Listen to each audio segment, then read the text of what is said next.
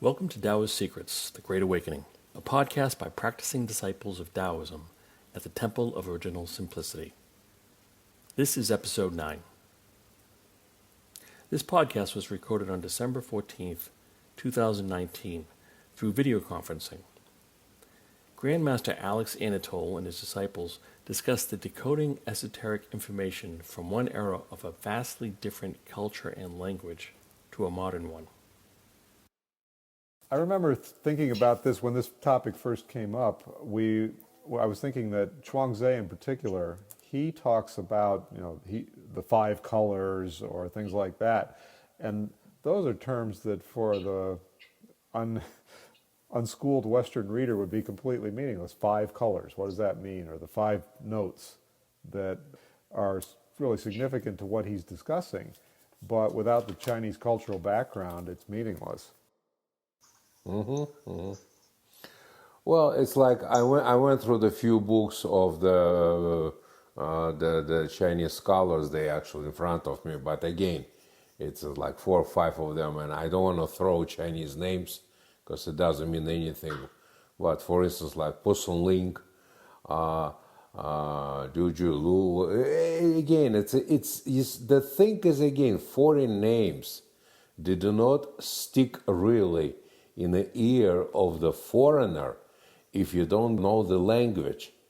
I always said it's a cheap effect to impress the reader or somebody who listens to you to throw the names. That's what so-called translators, they love it. They throw dynasties, the Qing dynasty, Zhou dynasty, and this dynasty, and Emperor Huangdi, and Emperor that, and Emperor that. Doesn't do anything for a basically average Western reader who wanted the core of knowledge. We all should be pragmatic people. No matter what we do, we should say, well, I want a pragmatic result of these teachings. If it's in a martial art, it's say, well, I walk on the street, the bad guy jump on me and hit me in the face. What should I do? I don't want to hit in the face. Or I want to hit as little as possible. So what should I do?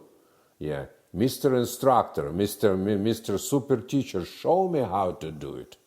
It's interesting in this culture, actually, especially here in the United States, nobody's testing anything. Did you notice that? Testing is a bad manner. If you say, well, I want to test it, you say, oh, you're testing me? Oh my God, it's like a negative thing. No. Oh, right. You don't trust me. You don't trust me. You don't believe me. It's okay to test a new car. Does it handle well? Things like that. But testing somebody's personal statements, testing somebody's assertions. And what you were talking about with the pragmatic aspect of it, that, okay, with the martial art, then I want to test if the bad guy jumps on me, can I do something about it? Can I not get hit in the face? But it comes back to the philosophy too, that if you just treat philosophy as these beautiful words that are so much fun to analyze, as opposed to how does this philosophy make my life easier? How does it allow me to understand the world? That's correct, David, absolutely. As a matter of fact, the same moment I was reading in Professor Alexeyev in Shannon trip in 1907, actually, that's what.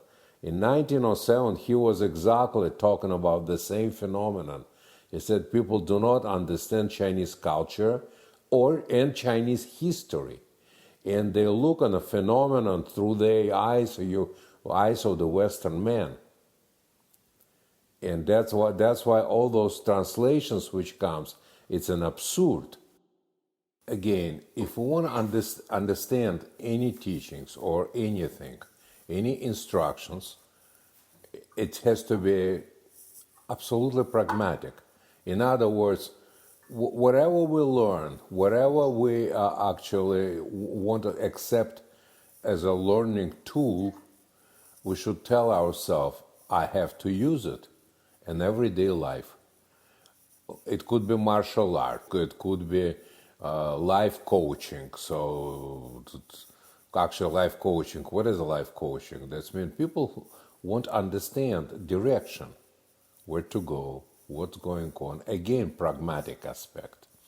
You see, we cannot just waste time at talking about something without pragmatic result. Even talking, again, it could be just nice conversation with a glass of wine, which very nice. Just spending time, it's good. But if we're coming back to idea, I want to learn something. Why? I want to learn how to drive automobile because I have to bring myself from point A to point B.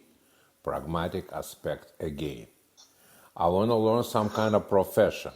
I want to be in the computer field. So I have to learn how to operate with the computers. I want to learn how to be a pilot. So I have to learn how to fly planes so I can make money. So it's interesting. Everything has to have a pragmatic aspect. Let's say idea of the seminars. It's really got perverted. We talked about that before, but I never heard 3-day seminar how to perform surgery of appendicitis. That would be fantastic. Yeah, in the 3 days, I can go to Mass General. I said, look, that's my little certificate. You know, the great Dr. Yaremchuk did this actual seminar, and now I'm ready. Yeah, I think they call the police, actually, after that. So we never heard about actually seminars flying helicopters in 5 days. In 5 days, you know. After that, you get great certificate that you can really fly helicopters. But I don't think anybody get you closer to helicopter, you know. So it's kind of interesting. A lot of times seminars, something which is not really that pragmatic, or maybe not going to be usable. Martial arts seminar, 3 days. You'll be profound how to defend yourself with the knives. Maybe 2 knives, maybe 3 knives, you know, that's basically. You have 5 attackers. Yeah, it's for 3 days. But in the reality, it's the same idea like learning surgery appendicitis in the 3 days. But because there is a hope with these people, it never happened. So we can live in a fantasy world. So now whatever we do, are we doing just in a fantasy world, which very close to clinical term schizophrenia? Or we want to do something as a pragmatic thing. The human being, when we were born from the beginning, 1,000 years ago, it's a difference between actually woodland animals. Try to understand structure of world around. That's why archaeologists can find in a cave, which is 4, 5, 6,000 years old, drawings of the animals and how to pray to animals, or drawings of little gods. So human beings, early shamanism, they try to understand how to communicate with the high energy. Why? These people 4, 5, 6,000 years ago hopefully didn't have time just to socialize with a glass of wine. Yeah, that everything was pragmatic. You have to go to this cruel, cold world. You gotta get the meat. You have to make a fire. Everything pragmatic. So now, in our level of high civilization, looks like we can afford, on a first glance, to be in a world of fantasies. But again, there is a fantasies, and this is reality. Real seeker, real the man of Tao can't afford it. We can't afford it. We have to live in a pragmatic world. Again, maybe it sounds vulgarly, in a pragmatic world of pragmatic decisions. Now I'll come back to those books. That's what I wanted to show you, those books actually. Right? Beautiful books which I study now, and 5 more. Interesting thing, scholars are writing about a different subject. This is 3 pure ones, for instance. Primordial one, primordial of internal energies. It's a great translation. So now I have a simple questions. What does it mean? I'm a layman, just who wants to figure out my life. So what does it mean? Primordial masters of the past. Wow, terrific translation. Good, I understand word past. Primordial, a little bit kind of shaky, but at least explain to me what does it mean. And now that's what the biggest problem. They translated words, but very rarely explain what does it mean.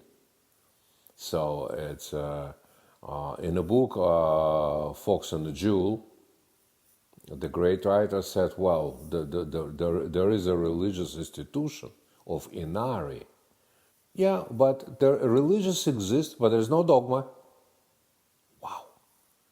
How religious institution can exist without dogma? Yeah. Then again, we come back to a little bit sophisticated, to a lot of liturgies. You see, the oldest things, Taoist, Buddhist things, they explain liturgies. The Taoist canon is all most about liturgies. But liturgy is the same. If you look at a Catholic, it's great. It's almost the same like a Taoist or Buddhist. It's a beautiful robes. The priest walk around and they singing something, most likely in Latin, which we don't understand now, but looks good. I'm very impressed, because I'm very easy to impress, You sing something in a foreign language or dead language, wow. Yeah, I think whoever's singing knows something. And this mortal who knows something can maybe teach me something pragmatic. Maybe not pragmatic. So anyway, we come back again to the absurdity of information which we're getting. Question is, what does it mean? What does it mean? Translation of Mr. Mitchell. With love, you'll never lose in the battlefield. Wow, I try to understand. What does it mean, those words? The soldiers moving to me, running to me with the spears and swords, and I'm staying in front of them with a little rose and tell them, I love you guys, I love you, love. Absurd. How can I use this pragmatic aspect of any information? So first of all, I have to understand cultural translation from culture to culture. If there is a problem, which actually, Peter, you can use this references you get from Mark, when almost impossible, let's say, translate English modern poet to French. So we're talking about ancient language, which is 2,000-3,000 years old, Venianin, 2,500 years old. And not only the language translated. So, first of all, should be translated the culture. If anybody want to use information as a pragmatic tool, so first of all, should be translated culture of country which we actually use. After translation of culture, we should comprehend what kind of information is in this translation, and then how can we use it. That's it. Also, the problem is that 2,500 years ago, it's not only those guys was writing in a foreign for us language, ancient language, but they didn't want to really express the same clearly. They were coding information, because it's clearly, if any information go to the hands of the basically people who don't know how to use it, that could be very harmful. So the great philosophers and teachers, Lao Tzu, Chuang Tzu, they coded information. So our problem, let's say, like my problem as a teacher, is not only decoded information, but present decoded culture and then decoded information which could be used. And not only used, could be tested. All these years of my teachings, and all over the world, I always tell my students, my disciples, test it. Test my words. It's not you trust me, don't trust me, but you have to test it. And if it works, then you can comprehend it. If it doesn't work, it's useless. That's the whole thing. Again, I will repeat it again, that we're in a culture where nobody likes to test. Oh, or test, it's almost like insult. Oh, you testing me? Yes. Test me.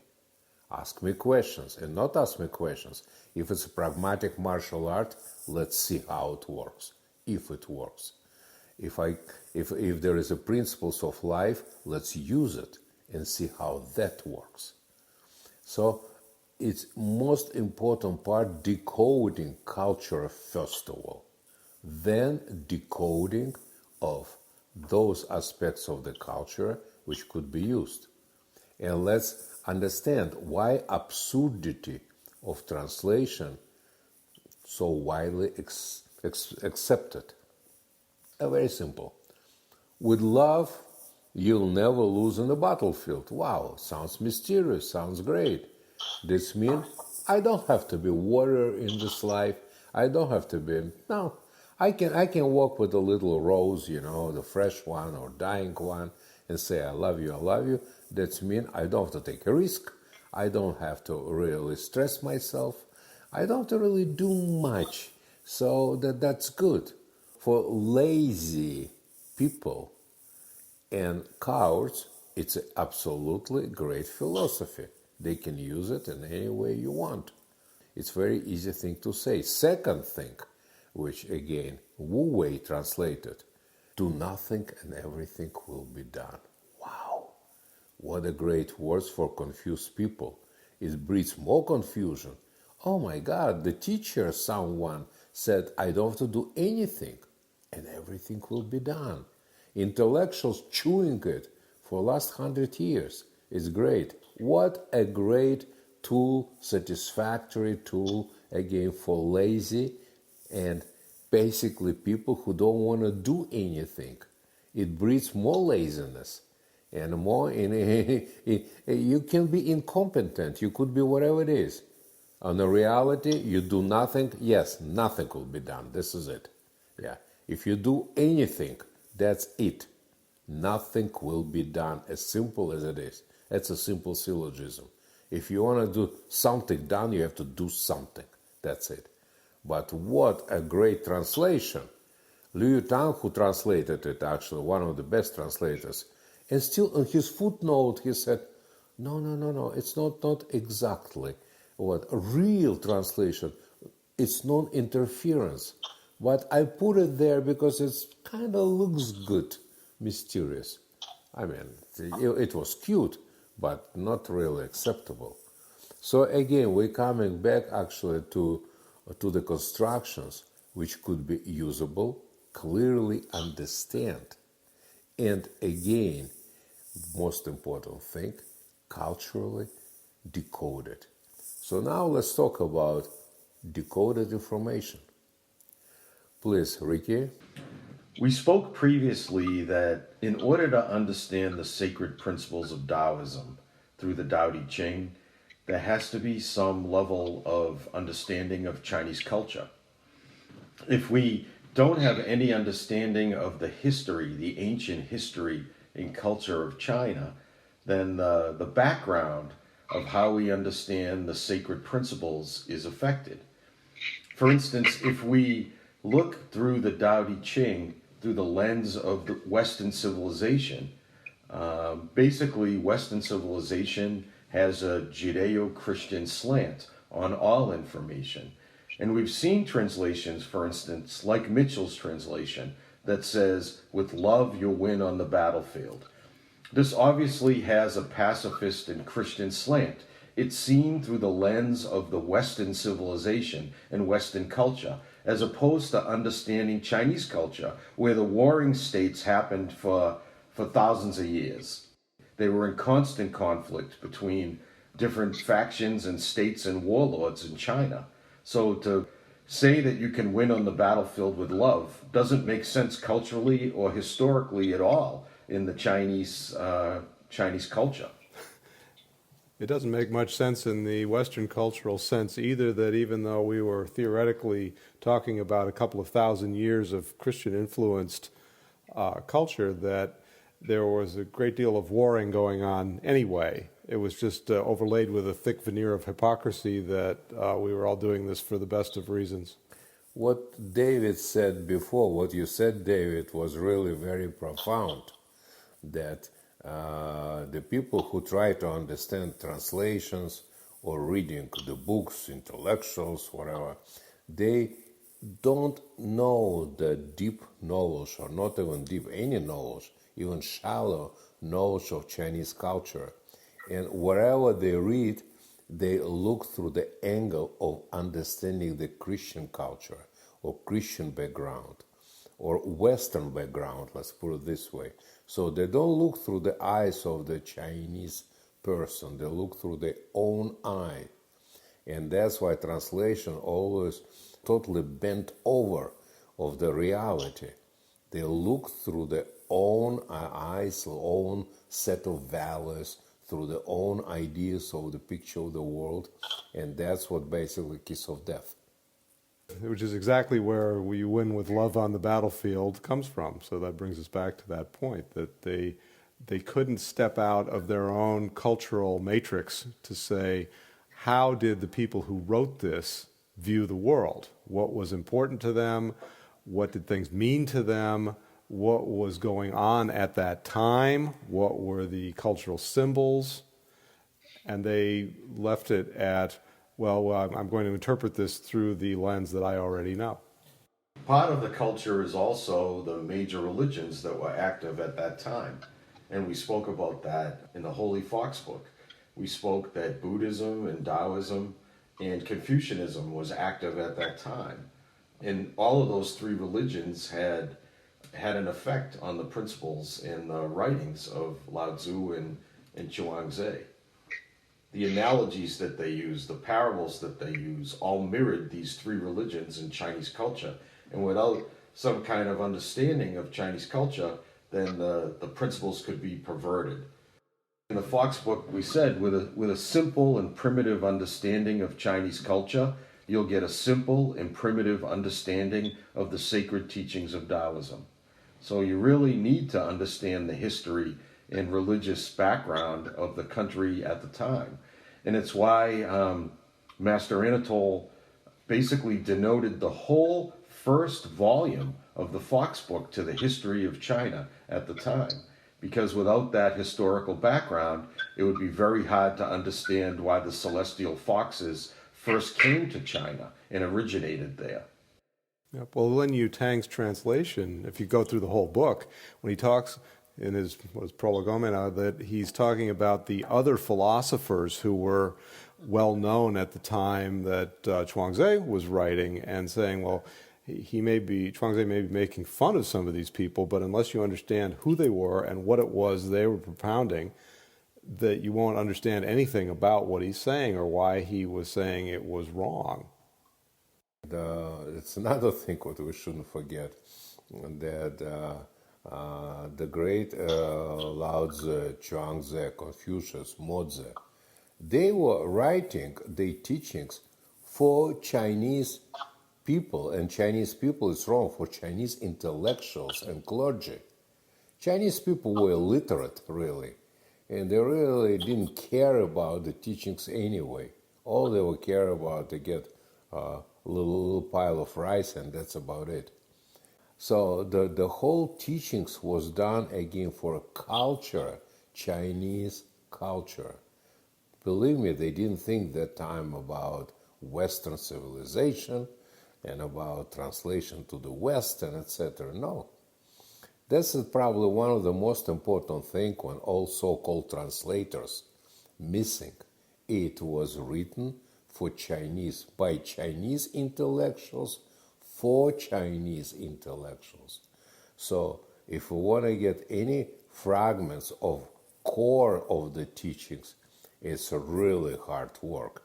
It should be totally decoded from ancient culture, by the way, to modern Chinese culture, from modern Chinese culture to the modern Western culture, They take the postulates and ideas to see what is usable. This is really unbelievable work should be done. So to use it as a pragmatic tool.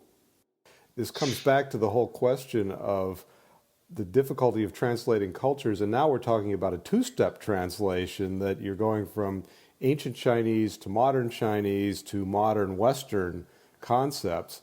And I think the only thing that even gives us a prayer of having any commonality is the fact that human nature really hasn't changed very much in the last few thousand years, so that when we're talking about why people believe things and how societies are structured, that at least that part, the nature of the structure, I mean, obviously the structure of ancient China was not the same as the structure of modern Europe, but that notions of the societal messages and control and the great communicator, that still applies pretty much no matter where you are.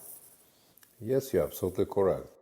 You really, in order to understand the cultural nuances of a certain country or culture, you need to be born there and you need to live there a major portion of your life. So, I mean, to translate cultural aspects from ancient Eastern civilization to modern Eastern civilization and then to modern Western civilization, basically it means you have to have significant experience and time living in those cultures and understanding local colloquialisms and historical aspects and religious aspects, which you only get if you've spent a significant time in those cultures. It's not something that you can read a book and just understand. Well, I was thinking of when you talked about the weekend seminar, the notion that you can pick up a lot of valuable information over 2 or 3 days, when people spend their whole lives on this kind of thing and they still may get it wrong. No, that's absolutely correct. We're coming back again to the same what we talked before. How anybody can teach you how to fly a helicopter if person never did that? How can a doctor can teach how to perform surgery if he never held a scalpel in his hand? It's come back to how martial artists, I love this artist, martial art instructor can teach you a fighting system, never been in a fight, never been beaten up or whatever. It's how can you do it? And especially I love this knife fighting technique, gun fighting technique. People who never been in a actual combat, how dare they can teach? It's exactly the level of the doctor or helicopter pilot is the same thing, or engineer who never built a bridge and he's teaching how to build the bridges. Again, everything is possible. In this culture, they say you could be whatever you want. You can live in any fantasies as long as it's fantasies. But unfortunately, sometimes fantasies become to be reality. And that's the problem.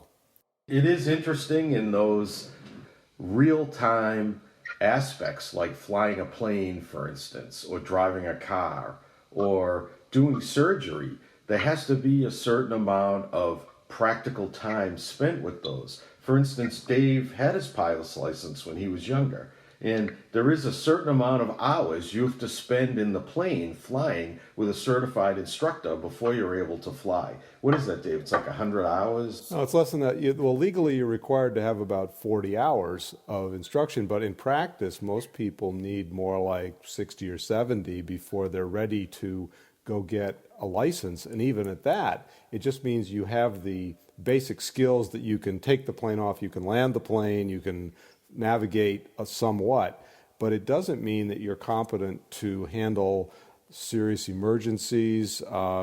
And even after you've done it for a while, they say that the people who are perhaps the most dangerous to themselves are those who have maybe a few hundred hours of experience, because now they're past the absolute beginner stage, so they're getting more comfortable with it, but they're now nowhere near the expert stage that you can handle something really hairy happening to you. For instance, if you want to become a doctor, you have to do your residence. You have to spend a certain amount of time and years in some kind of residency, and you work under a qualified surgeon for years before you're allowed to do surgery on your own. So it is interesting in any realistic art or profession, you do need a certain amount of hours of practicum before that you're just allowed to go off and do things. But for spiritual development or martial arts, for instance, you can study one day and then achieve enlightenment. Yep. Well, I don't know. I've been doing this for a while now, and I still don't feel like I've achieved enlightenment. So maybe I'm doing something wrong. It is interesting too, the aspect of martial arts, for instance, and the seminars. A lot of times it takes years for your body to be able to be ready to do particular motions. So even if you were to learn something in a weekend, your body may not be adept enough. You might not have the internal structure or muscular structure or mental attitude to do those things correctly. And that takes time to build. It's not something that you can just be introduced to and be profound at. Well, I think people understand that from an instinctive standpoint with some things, like even if I'm a young, healthy person, if I've never done anything athletic, I know that I can't go out and run a 5-minute mile if I've never done any running. And I know that I have to train for a long time before I'll be able to do that. And people don't even think about that. They accept that. They know it's true. But somehow if you put esoteric seminar around something, that the idea that, oh, I can learn to do this, what is actually a very complicated thing in a long weekend, it's obviously absurd, but people do somehow believe it. I don't know why that gets lost along the way. Well, we're coming back now to decoding information. So now again, what good instructor or decent teacher should teach? What is the difference between experienced surgeon and someone who just from the college? Both of them, let's say like appendicitis. They said appendicitis could be the easiest surgery or could be very complex. So when everything going smooth, both experienced surgeon and a fresh surgeon can do the great surgery.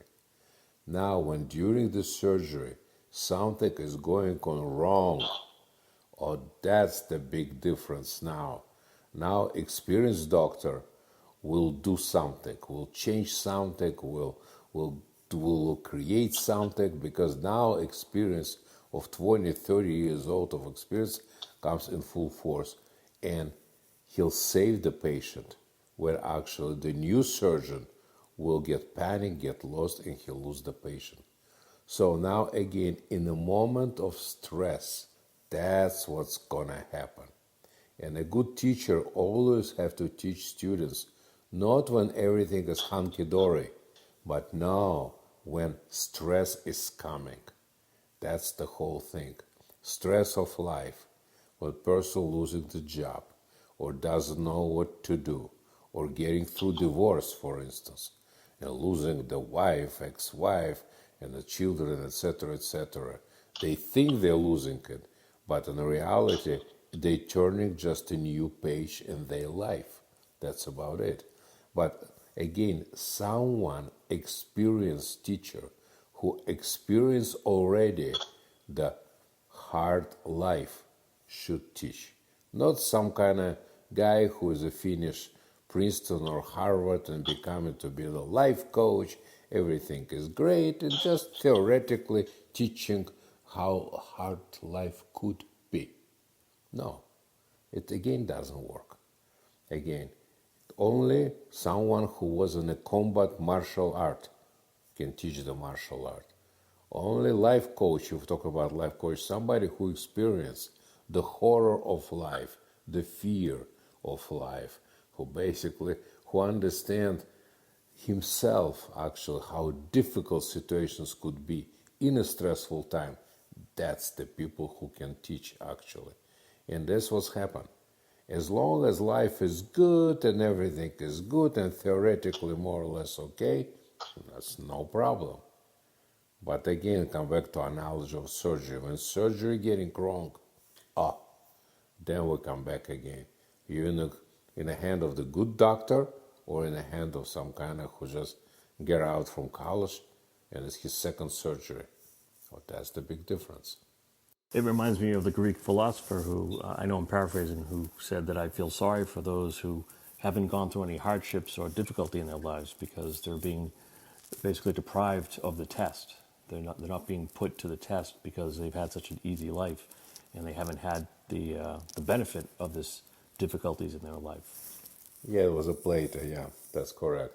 Also, he had a good analogy about the wrestler. He said the good wrestler who wrestles with one man and wins try to actually to test his power and wrestle with the two men. If he wins, he wrestles with the three men. So he wants to test how strong he is. So a person who never really struggled with anything, how does this person know how withstand of stress? That's correct, Peter. So we've been talking about today how information needs to be decoded from culture to culture. And we're talking about cultural semantics and symbolisms and historical perspectives and the difference between Eastern and West. And one of the great examples, Master Anatole, that you used in the first volume of the Fox book series was the analogy of Chinese theater. And it is one of the best illustration of how Western and Eastern semantics, symbolisms, and culture and perspectives differ. Maybe you could explain a little bit, sir, about Chinese theater and how that's understood in the Chinese culture, and how it's totally misunderstood from a Western perspective, as an example of how cultural differences can really make a difference in how information is understood and assimilated practically. Sure, Rick. In 1907, I use it as a reference to the Professor Alexeyev, who 1907 with the great French sinologist Shannon traveled in China, and he wrote the great book In Old China, 1907. Again, everybody can go on internet and get it. It's in English and French and Russian, it's different languages. Anyway, he actually described Chinese theater. And he had a great, actually, again, it's a Chinese culture is incredible. It's thousands of years old. And the Chinese theater, that's what actually he wrote, actually, it's true. It has a two and a half, 3,000 years old. Imagine that some traditions survive for two and a half thousand years. Not only survive, understand by majority of population. Chinese theater actually is really like a people's theater, because what's going on in a theatrical show understand everybody.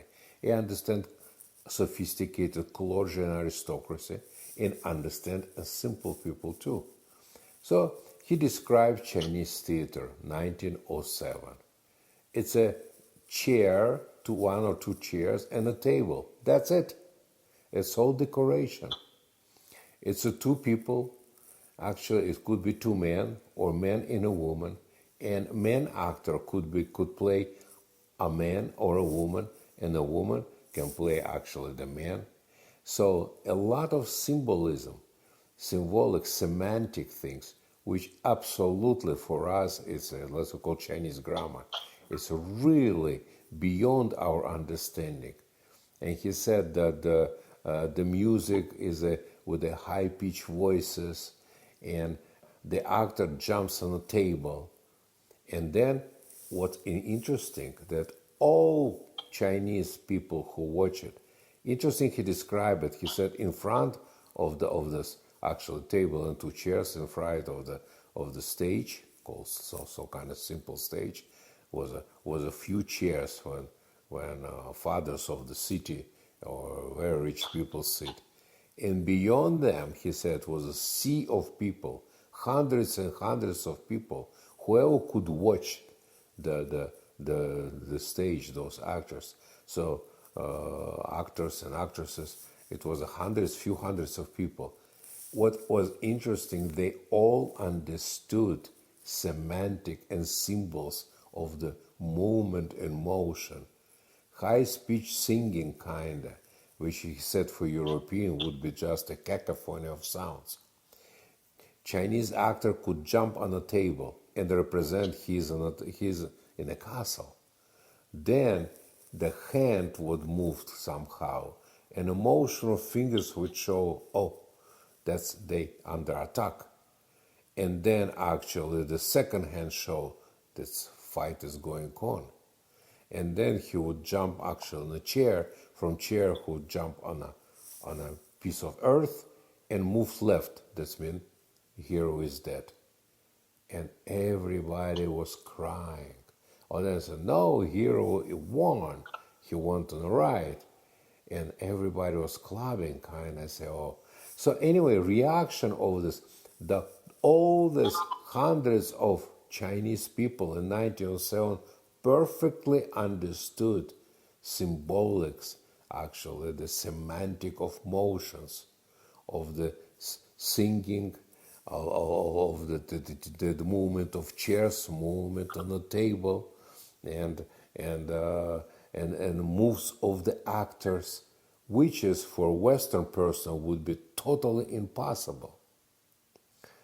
Then Mr. Alexeyev said 2 years later, in 1909, the gentleman was a Mandarin, this man, official person from Shanghai, visited St. Petersburg, and he brought him to the theater.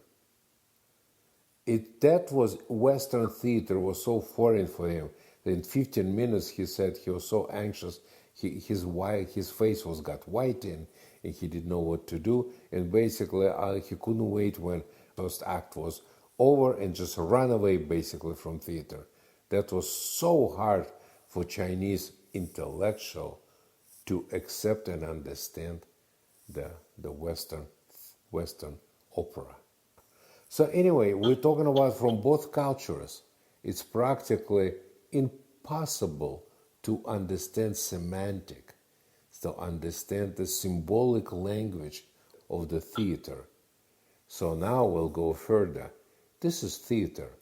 How can we decode information which was written just for their own people? Again, Zhuangzi, Leithe, Lao-Tzu, they all was actually writing these works, Mozi, just for Chinese intellectuals who supposed to rule the country. How possible to make the triple decoding, incredible work, and put in a modern language, modern English, modern French, modern Russian, modern German, and to give the postulates which could be used in everyday life to create the clarity of world and clarity of life, clarity of path of individual. We are talking about incredibly hard work.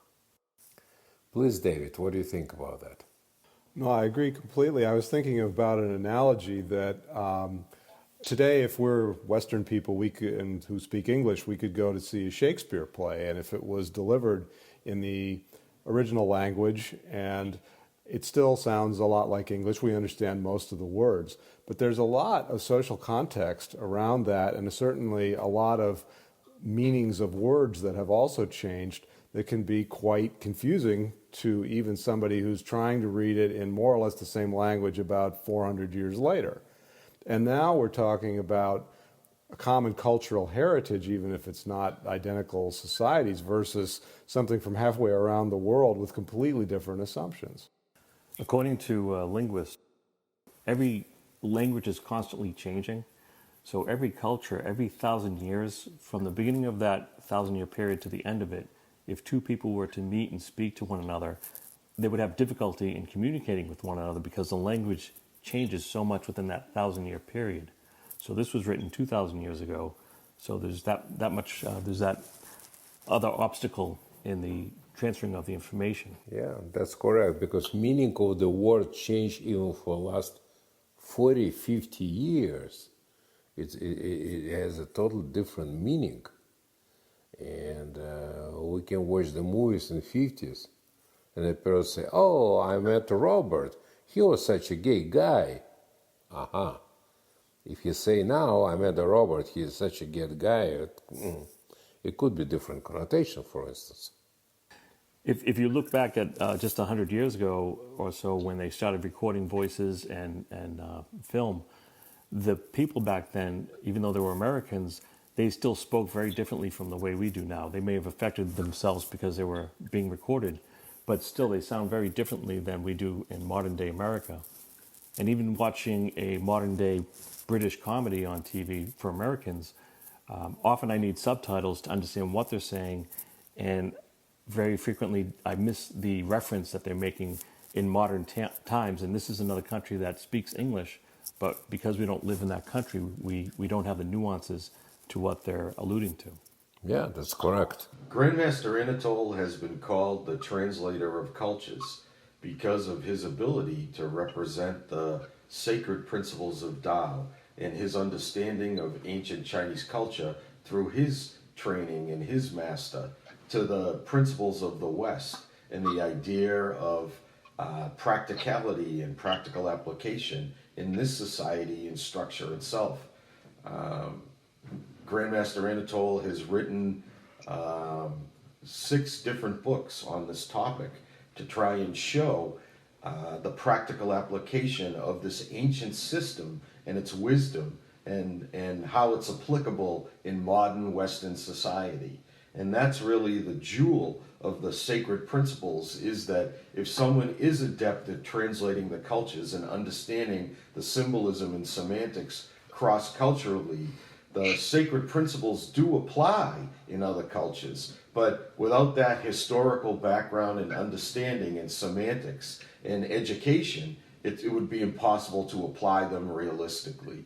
So the work that Grandmaster Anatole has done over the last 30 years to represent the sacred principles in the religious dogma and its ceremonies here to the Western populace is really, it's an unbelievable amount of work, and it's a very unique project and representation.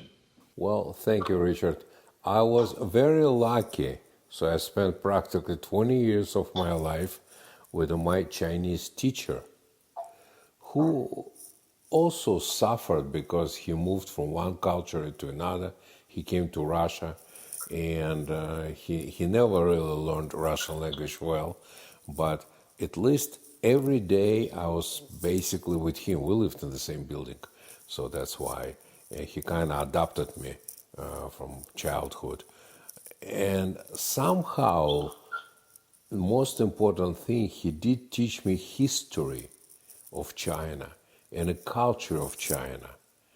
And simultaneously was teaching me the subject of Taoism, alchemy, art of diagrams, and explaining what is that. But without understanding of cultural aspect, understanding of history of China, what was going on in China 2,000, 3,000 years ago, I would never comprehend it. And that's how actually in my head create the construction of teaching in the West through decoding of information. And that's what our temple, actually our teachings should be devoted to, decoding of ancient information, taking the basic principles, test those principles. That's the most important thing. Test those principles in our, what we call it, Lin Hun therapy or therapy of soul, and Lin Hun life coaching, which is if we want to help people to understand what's going on, actually we have to use those principles.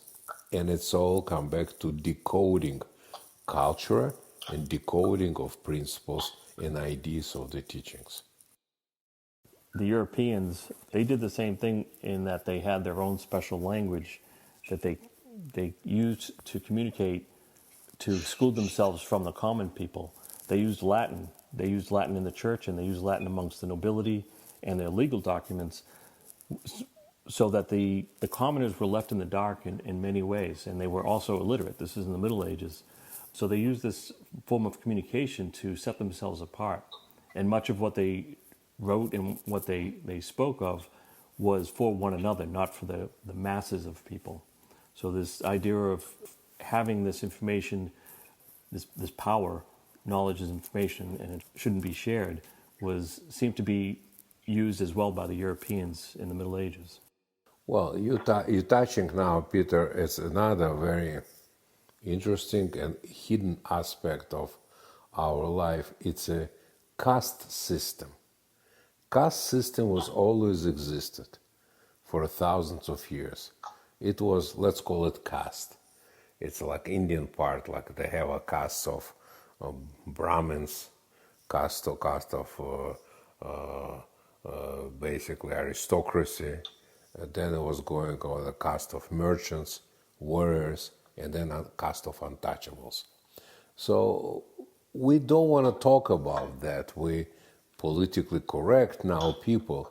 But still, if we don't want to talk about that, it doesn't mean it doesn't exist. If we don't want to talk about snowstorm, it doesn't mean snowstorm doesn't exist.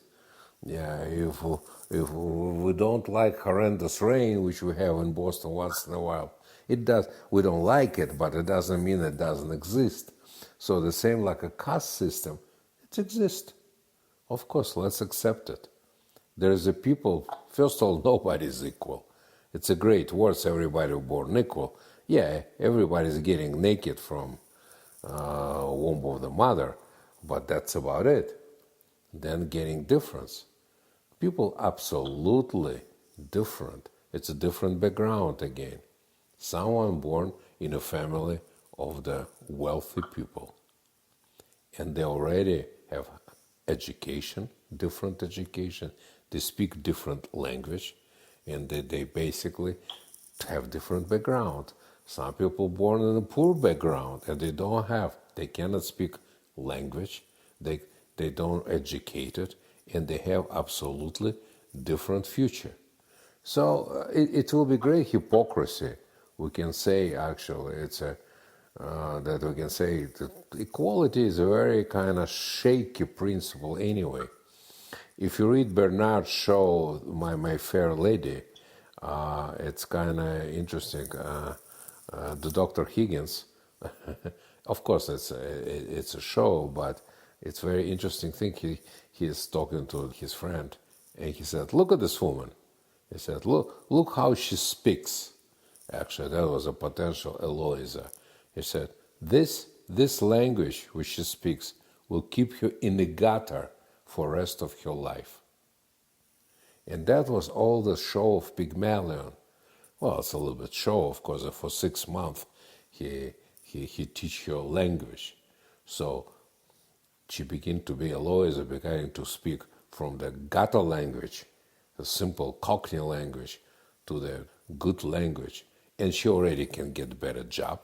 She already can get better salary. So already can, in a social ladder, she can move up. So that's interesting. This aspect, people don't want to see it, but it does exist. It's a caste system. Yeah, in a caste system, we still have Boston Brahmins. It's a people who found the Harvard University 300 years ago, whatever. We have people who wealthy enough to send children to private schools. In the private school, these children have different education. They have much better picture of the world. They know the history of Europe. They know what's going on in World War I, World War II, for instance, where Napoleon Bonaparte was. And it's very important just to have an idea of where we live. So they already have different position. They speak different language. That means they can get better job. They can get more money, and that's a continue. Or somebody who barely speak English and didn't have lucky enough to get also still in our great country, USA, there is a chance. If somebody wants to get out from this caste, they can. And that's the big difference actually in the place where we live. In India, you cannot get out. Most countries, in a caste where you're born, you can get out. But as a matter of fact, in our United States, yes, you can. If person bright, if have desire to get out from the caste, they can. And that's the big difference. But they still exist. The caste exists. And people in different castes, they have different jobs, they have different ideas of the world, they have different value system. That's what it is. And if we talk about actual teachings or whoever, which caste wants to learn, which caste wants to accept, let's call it intellectual caste, intellectual low caste, intellectual high caste. What do you think, Mr. Wright? Oh, it's very true, and I was actually thinking about it in terms of if you talk about India, where it's explicitly codified that there is this caste system and that you are stuck there, versus the cultural effective caste that's somewhat forced upon you by your economic circumstances and where you live, but that there's no legal barrier to you trying to move. However, the cultural barriers remain, that there will be those who will try to stop you or restrict you based on knowing where you came from, even though legally what you're doing is okay. It's not just money, education that separate people and their cultures. Language is a huge indicator of culture, as it was in Europe, whether in England or in France, and I'm sure every other country in the world. The language is what separates people in many instances from the different classes that they have. You could be an incredibly intelligent person, have tons of money, but if your accent shows you from being a certain location, then that already, in the eyes of others, can be an obstacle for you.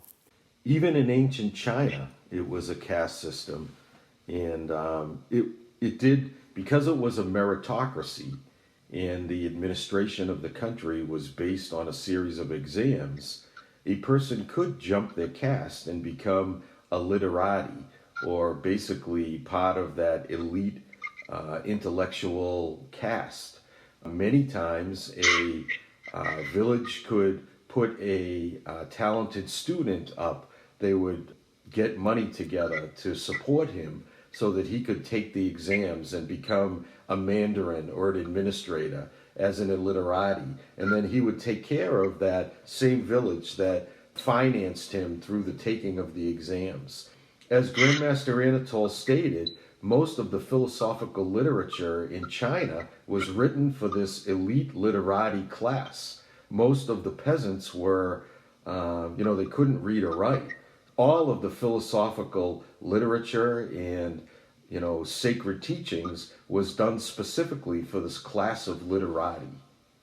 You see, if somebody who is actually listening our podcast think, oh, this guy's talking about this and talking about that, and that's all over. But it's not really all over. It's all kind of around the idea that if we want to use the sacred knowledge, it has to be decoded. And we clearly explain that it's even idea of the caste. It's easy to understand which caste we belong.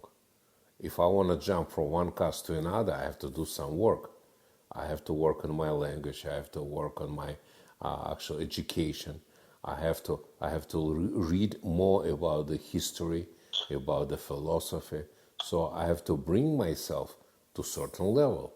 And again, I repeat it. In this country, USA, it's possible to do. As a matter of fact, I think it's only one country in the world. We'll come back to democracy. It's a big word, democracy, but in reality, democracy, it's ability to move from one caste to another. And it's actually, again, it's probably only one country in the world when an individual can do that. But individual have to work hard. Individual have to really produce something. Individual have to really discipline himself. Possible to do, but not easy. So come back to decoding. All our conversation, which seems all over, but it's not all over. It's pointed to the same direction. Decoded information. Then, when it's decoded, how to put it in a modern language. And how we can test it. Test it is, in that case, easy. Everyday life. It has to be tested. Those principles. Like, again, limitations. Very easy. Humanity and justice. Clear to understand. Basically, nature is unkind. That's there. Communication with the spirits. If it works, it's fine. I mean, everything has to be actually tested and then have to put in direction how individual can use it in everyday life in a pragmatic aspect again. So all our conversation with again was jumping all over the world, but in reality pointed to one direction: decoded information in pragmatic aspect of using. Lao Tzu put the Tao Te Ching in the form of poetry. Robert Frost said, "Poetry is that which is lost in translation." Whereas Chuang-Tzu wrote in prose, which was much more plain and clear, Lao Tzu not only put this very sophisticated philosophy, he put it in poetry, which in itself is something that's nuanced and difficult to grasp if you don't really have the mind for it. So it's this very esoteric information put in a very esoteric way, which also adds to its difficulty in transferring the information. And even with the knowledge of the culture and semantic aspects of ancient China, you still need a teacher to decode that information, to glean the sacred principles from the prose. You're absolutely right. If a lot of the poetry is taken literally, it's not the correct understanding. It's not the correct meaning. So this comes back to the principle that you have to get a qualified teacher who has the right lineage and who's learned the decoding of the sacred principles. Without that lineage to a qualified master who really understands, and most of these traditions were passed down from word of mouth for generations. They're not even written down, the nuances of the system, as in our clan. They were also passed down verbally. Grandmaster Anatol's understanding of the sacred principles was translated by his master, and he has in effect transferred that information through the understanding of Western and ancient Eastern culture to us, again, verbally, by word of mouth. So even if you were born in that ancient culture and understood and were lucky enough to be educated as a literati, you still needed some kind of Taoist master to explain to you the hidden meanings, to decode the information, to make it useful in that society, to make it practical.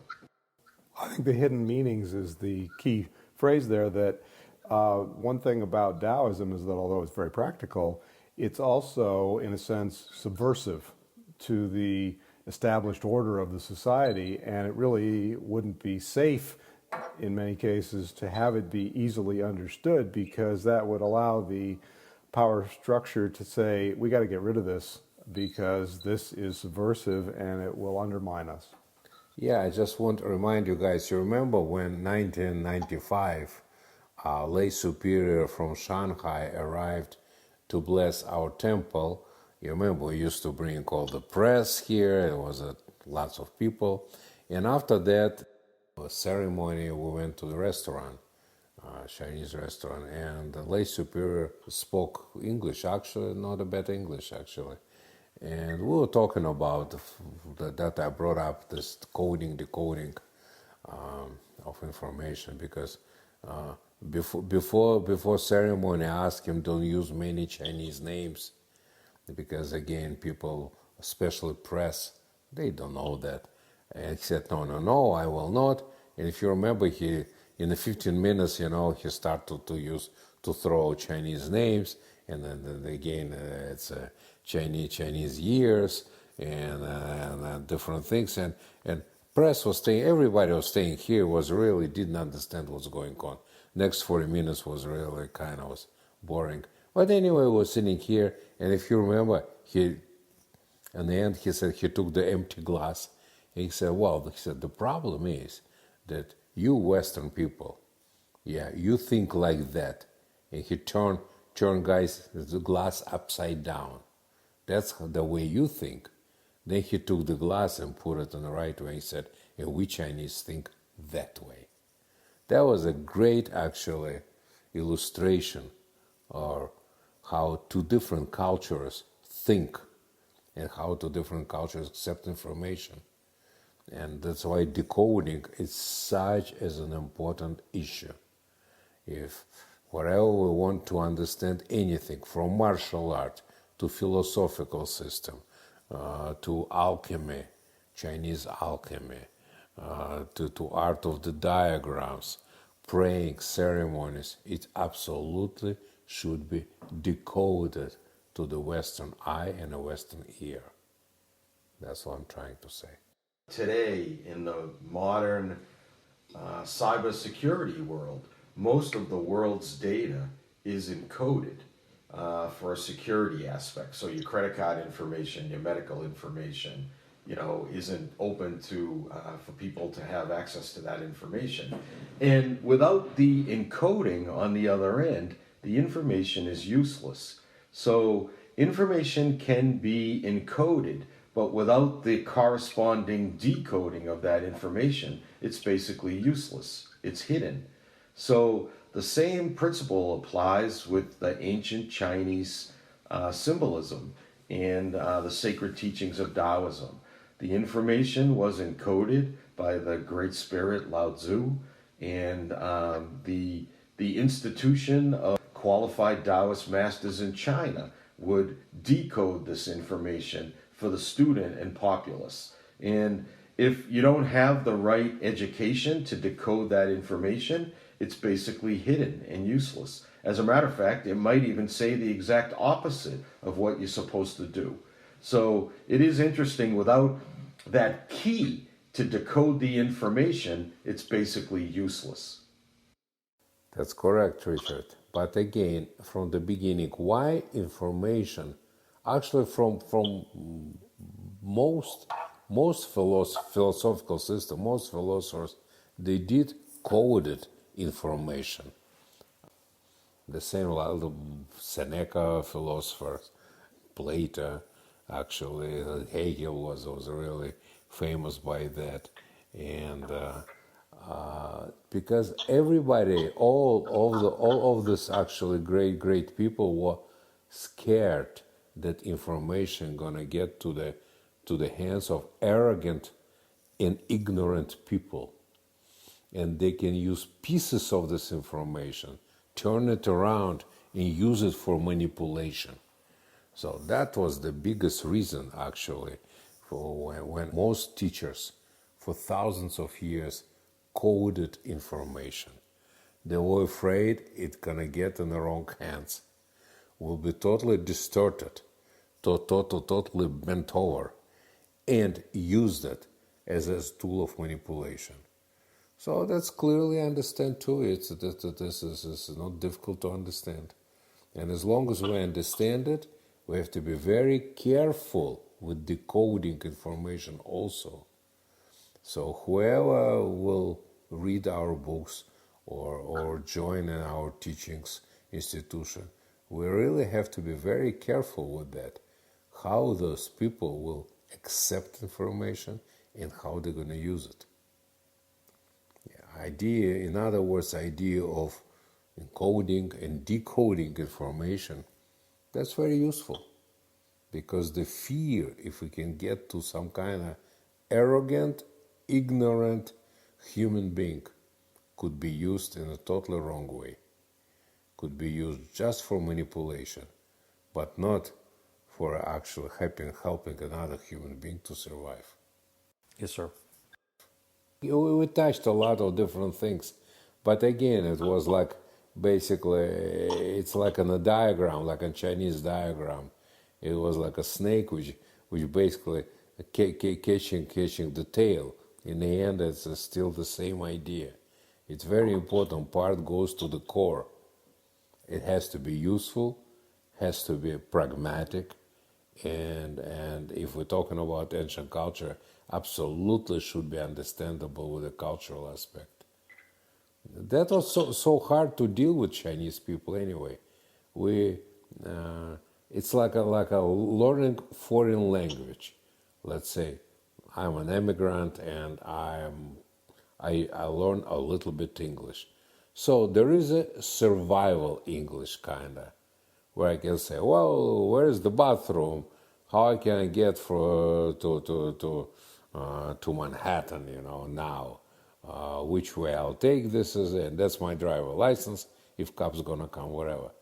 But after that, it's a huge gap to real sophisticated English when you can try to express your feelings, your ideas, when you're actually trying to represent certain postulates and etc. That's already takes second level. And then the fourth level of really scholars English. So the same in life, actually. It's we're moving from one level to another one. And our experience, learning and teaching experience, totally depend on the English language, actually. How good we can express ourselves, how can we transfer information from point A to point B, and then to check how a recipient or students understood this information. That's another thing. So it's a complicated process, but still built on an understanding of culture. I couldn't really teach you guys if I couldn't kind of understand the basic idea of American culture. I'll never understand in the depth of culture, because that's what they call it, my second language. It's my second culture. It says, what's your first language? Your native language, Russia. What's your second language? English. So the same, the culture things. What's your first culture? Russian, Chinese, I guess. And what is second culture? American. But it's a second. So I understand my limitations. I understand I'll never pick up the 100% of the understanding of the culture. But hopefully what I have is enough to transfer you information, which I learned my life. It was basically Russian Chinese, I guess. And hopefully my kind of broken English is good enough to transfer postulates and ideas actually to you guys. But again, understanding of limitation, I should understand. That's it. I'm still a foreigner, and that's what I should do. I have to still continue to learn American culture if I want to basically operate in this country. Simple as it is. Certainly, if you look at our education process over the years, much of what you taught us had to do with ancient China and what was done there. Much of what you taught us had to do with Master Tai, the great Master Tai, and his lineage, and what he studied, and his experiences. All of those stories, those cultural stories, those background stories, help us to understand and assimilate the sacred principles for our own culture. In the end, if you don't truly embrace the sacred principles and bring them to your own culture and practical application, then the art is really not a living art. True. That's true. And the most important thing, again, we have to test everything. Whatever I teach you, you have to test it. Test it. That's the whole thing. If you want to use it, you have to test it. Everything should be under test. Yeah, if you're not testing it, no matter what you do in this life, you have to test it. If you don't test it, it's a dead knowledge. It's like knowledge of some kind of dead language. It's like we can learn ancient Latin. We could read the Plato, the Aristotle, the Catull, the Herodotus, whatever it is, who wrote file. We can read it in native tongue, but it doesn't make us Romans again. It doesn't make us citizens of the great Roman Empire. Just academical kind of thing. So my point is, again, no matter what you do, you should go to the vulgar, pragmatic aspect. Test it, use it, test it, that's it. Simple as it is. And the proper way, as a matter of fact, is still use it for yourself. Because again, you cannot to throw it to say word people. You see, all the demagogues, yeah. You can't use this as you throw to demagogues the word of, people, I always say people who. This is, you can throw a piece of information to people and people who. People are different. They have different education. They're different age, actually. In a different age, they have totally different value system. Someone who 18 years old and 50 years old, totally different set of values. So it's education. It's a class. It's already the marital status, and then the financial status. So the whole idea, the demagogues love it. People of this, people of that. It's a totally, if you dissect this idea, totally ridiculous concept. It doesn't exist, people. We don't have a people. We have different groups of people, different social groups, different social psychology, with different psychology, those groups. So the people doesn't exist. We can say, to whom? To middle class America, to upper class America, for instance, to people who are sitting in welfare. They have quite different set of values when actually middle class America, and definitely different set of values when Boston Brahmins. So you cannot say, well, people. It's a good demagogical tool, but in reality, it's not really a functioning thing. So that's another important part. Teach for whom?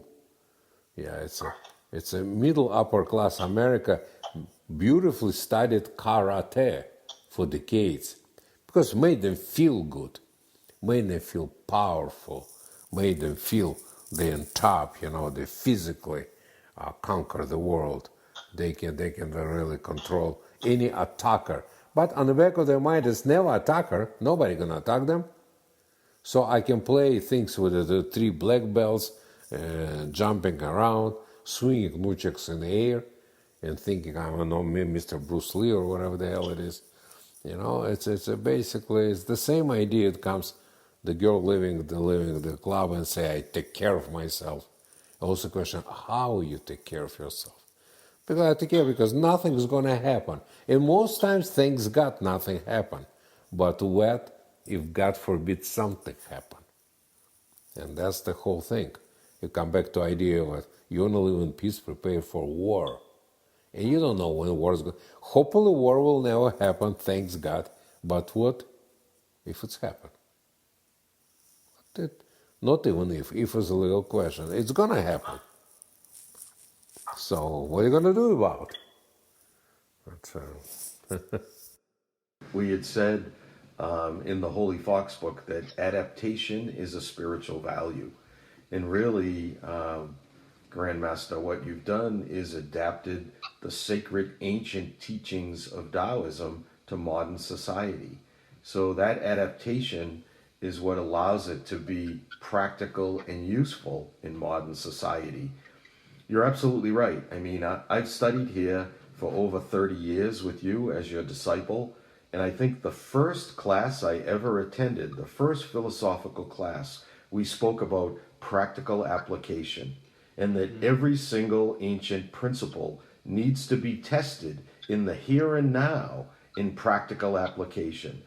And only if you test that principle and it works profoundly and simply can you operate with it. If it doesn't work profoundly and simply, you shouldn't even deal with it. So practical application has been the motive and motif here since the very beginning. And it's one of the things that separates our school of Taoism from other schools, this idea of practical application and total pragmatism. Well, that's what causes other religions and philosophies to mutate, because they don't have this practical base. They're not in touch with reality, so they suddenly have all these abstract ideas and people are arguing, and then schools break off, and then schools break off, and suddenly you have all these branches, but they don't have no core. The most important thing, nothing wrong to be a doubting Tom. That's the whole thing. You see, it's nothing wrong with that. You always have to doubt information when it comes and test it. That's how it works. Otherwise, if you don't test it, it's another thing. That means internally you wouldn't believe in that.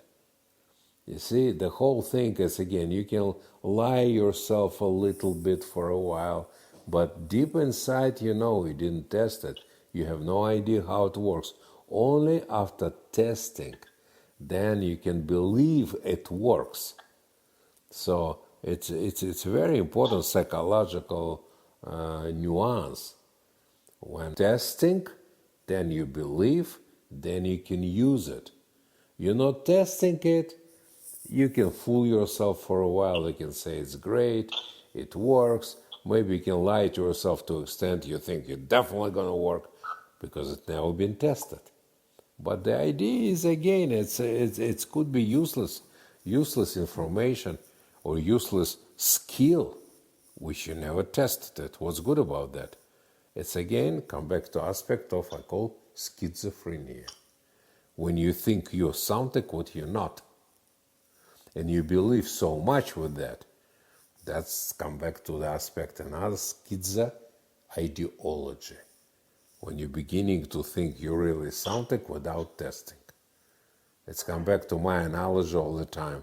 It's a madman sitting in a cell, he walking all over a little cell and basically talking like Napoleon Bonaparte.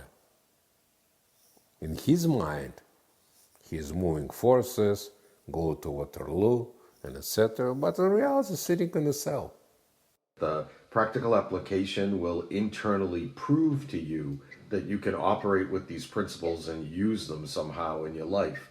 It's interesting, externally, practical application is also very important because there's many charlatans and con men in the world that try and teach us false principles that just don't work.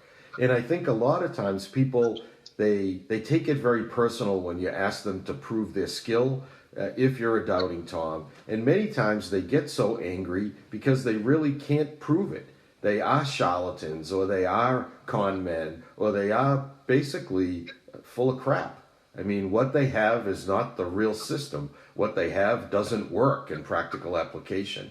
And it has to be tested both internally to prove it to you so you can operate with those principles with confidence, without thought. And it has to be proved externally because many times people lie to us to take advantage of us.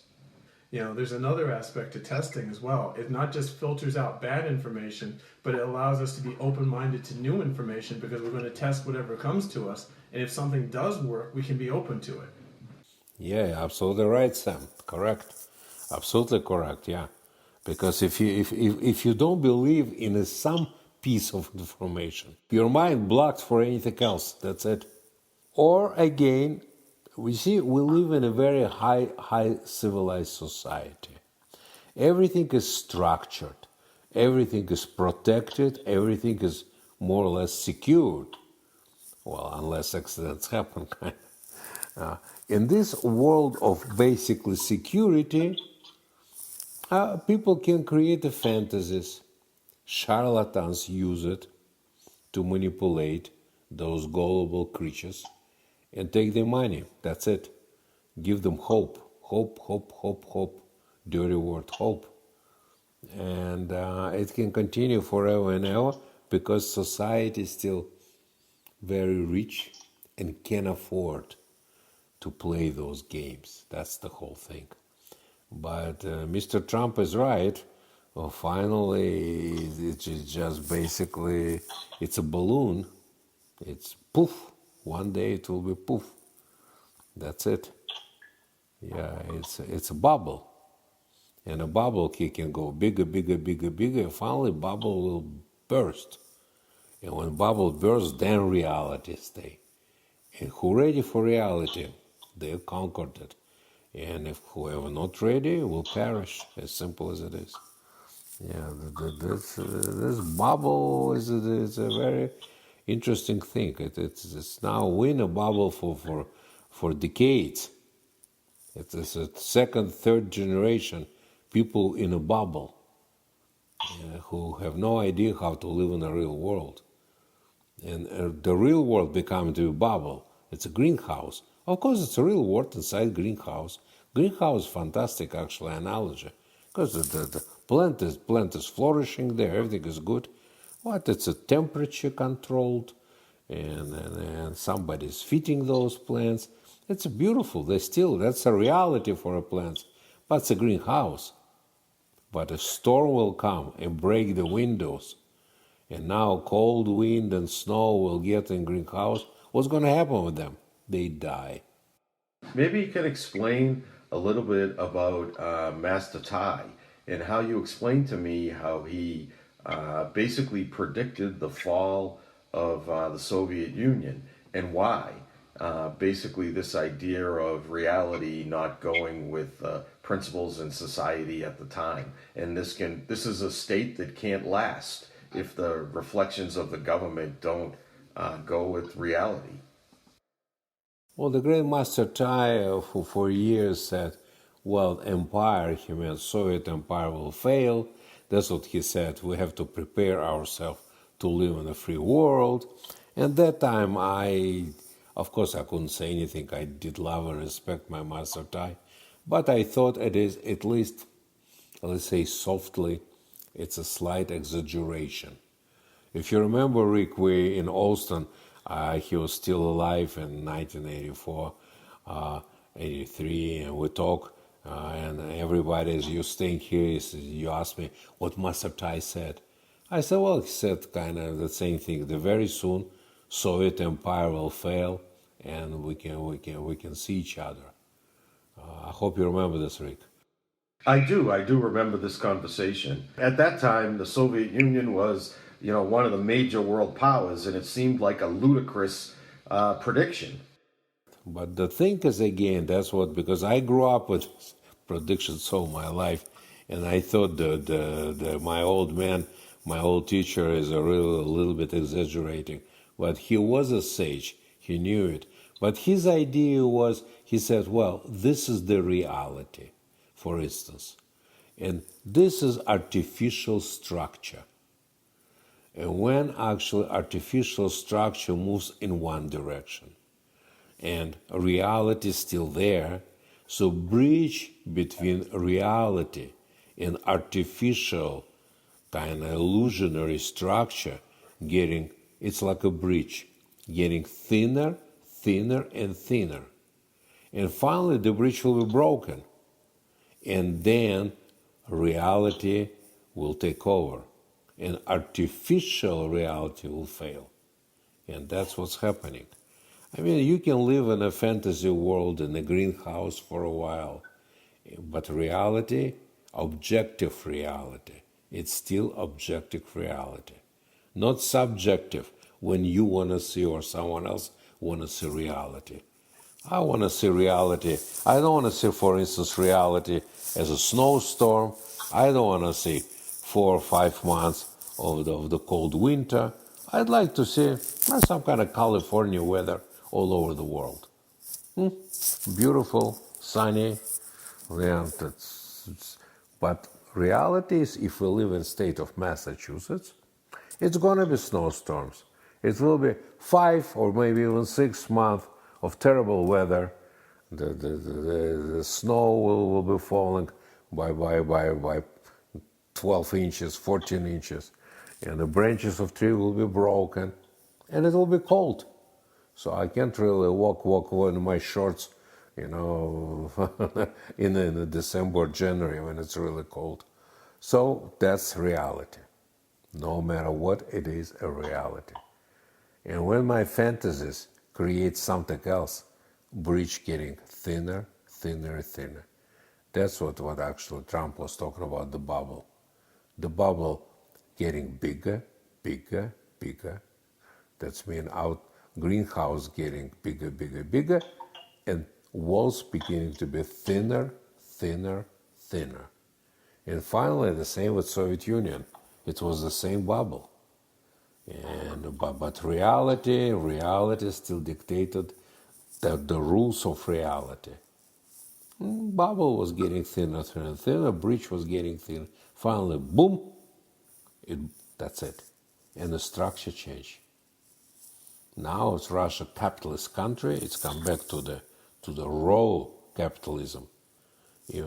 If we now in the United States basically half socialist, half capitalist, whatever, with the programs, with welfare system, unemployment, and etc., etc., etc. Russia, it's funny. It's come back now to the raw capitalism.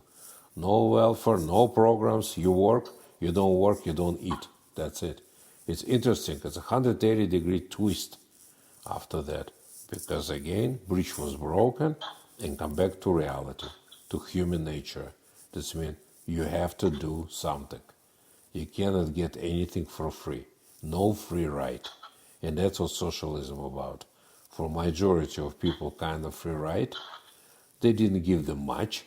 But at the same time, they basically were slaves. They just feed them enough so they won't die and work. And that's the situation. But after that, even slaves didn't want to work. They said, I'm not getting much, that's it. So the whole structure beginning to be moving slowly and finally failed. So that's what's happening again, when we're further and further from reality. That's again, as Mr. Trump said, actually, I totally agree with you. It's a bubble. Bubble's growing, it's getting thinner, thinner, thinner. Yeah, we live in an artificial world. This is strange political correctness, when everybody is unequal, and the sky is the limit, and you do whatever you want to do, you want to be whatever you want to be. So finally, this bubble should be burst. Thank you once again for listening to our podcast.